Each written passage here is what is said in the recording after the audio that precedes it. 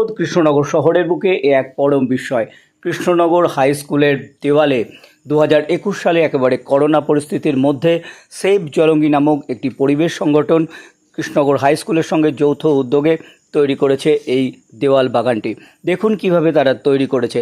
একেবারে জলের বোতল যেগুলো আমরা ফেলে দিই, প্লাস্টিক ওয়েস্ট, সেগুলোকে মাঝখান থেকে কেটে তার মধ্যে মাটি ভরে একটার পর একটা দেওয়ালের সঙ্গে লাগিয়ে দিয়েছেন নিম্নমুখী করে, এবং বোতলের যে মুখগুলো সেগুলোকে ফুটো করে দিয়েছেন যাতে একেবারে ওপরের বোতলে জল দিলে সেখান থেকে জল চুঁইয়ে চুঁইয়ে নিচের বোতল এবং তার নিচের বোতলে এসে পড়ে, তাতে জলের অপচয় ভীষণ কম হয়। অর্থাৎ অল্প জলে তৈরি করা যায় সুন্দর দেওয়াল বাগান।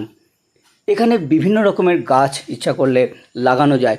শহরের জন্য এই দেওয়াল বাগান বা ভার্টিক্যাল গার্ডেন খুব উপযুক্ত, কারণ এখানে মাটি কম এবং পলিউশন অনেক বেশি।